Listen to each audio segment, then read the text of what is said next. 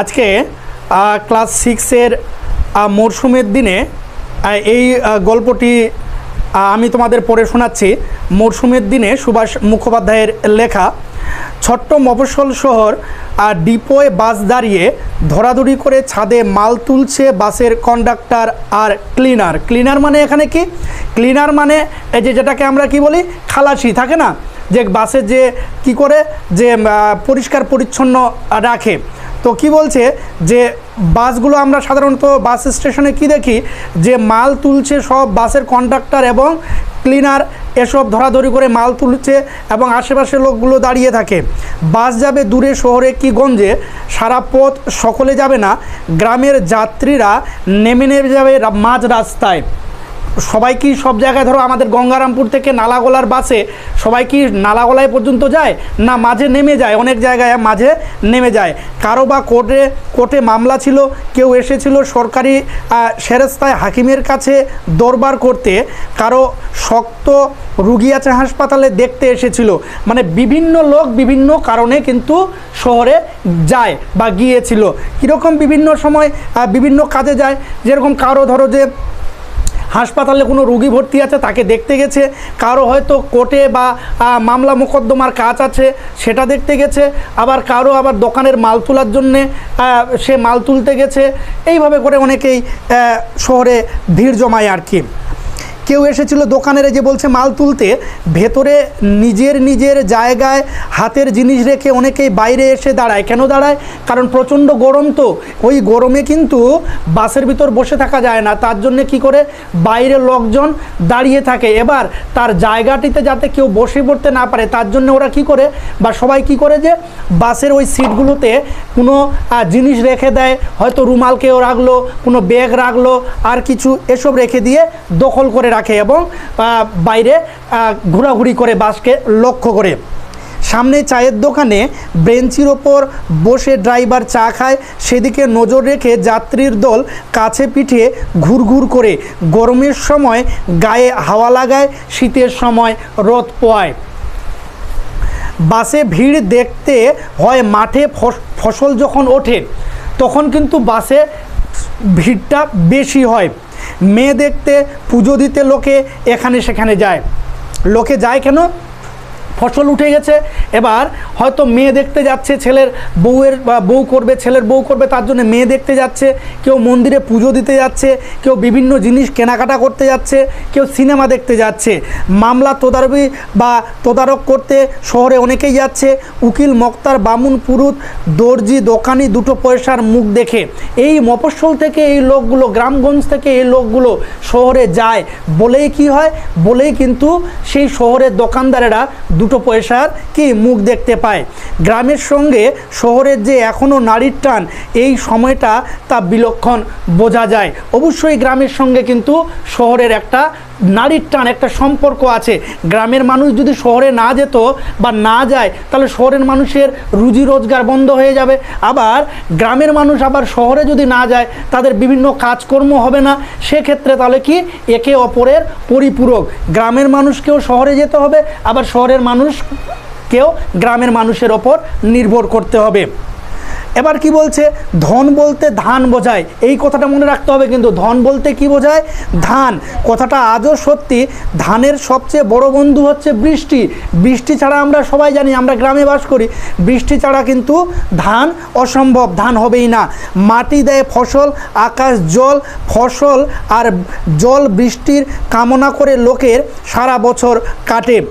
দেশি মতে আগে বছর শুরু হতো জল, বৃষ্টি আর ফসলের সময় থেকে। মাসের নাম আর ঋতুর নামের মধ্যে আজও তার স্মৃতিচিহ্ন খুঁজে পাওয়া যায়। আগে বছর আরম্ভ হতো অগ্রহায়ণে।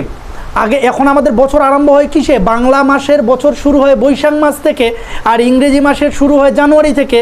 কিন্তু আগে বছর শুরু হতো কোন মাস থেকে? অগ্রহায়ণ মাস থেকে। কেন? কারণ নতুন ফসল ওঠে, প্রত্যেকটা ঘরে ঘরে নতুন ফসল, লোকের কী হয়, বাড়িতে কিছু পয়সা আসে তার জন্যে। হায়ন মানে কি? হায়ন কথার অর্থ হচ্ছে বছর। অগ্রহায়ণ মানে বছরের গোড়া, এটা কিন্তু মনে করে রাখো। অগ্রহায়ণ মানে কি? বছরের গোড়া। হায়ন কথাটার আরেক নাম বা আরেক মানে হচ্ছে কি ফসল। বছরকে আমরা বলি বর্ষ। জল বৃষ্টির সময় এককালে বছর শুরু হতো বলে মরশুমের নাম হয়েছিল বর্ষ। আকাশের জল চেয়ে বসুধারা ব্রত করবার এই হলো সময়। কেননা এখন কি বলছে, কালবৈশাখী আগুন ঝরে, কালবৈশাখী রোদে পড়ে নদী শুকু শুকু আকাশের ছাই, এরকম দেখা যায়। কালবৈশাখ মানে বৈশাখ মাসে এরকম অবস্থা দেখা যায়। কোথাও আছে বৃষ্টির অভাবে মেঘারানীর কুলো নামাবার প্রথা। কুলো জল ঘট নিয়ে চাষি ঘরের অল্প বয়সী মেয়েরা দলে দলে পাড়ায় বেরিয়ে পড়ে বাড়ি বাড়ি ঘুরে গান গায়।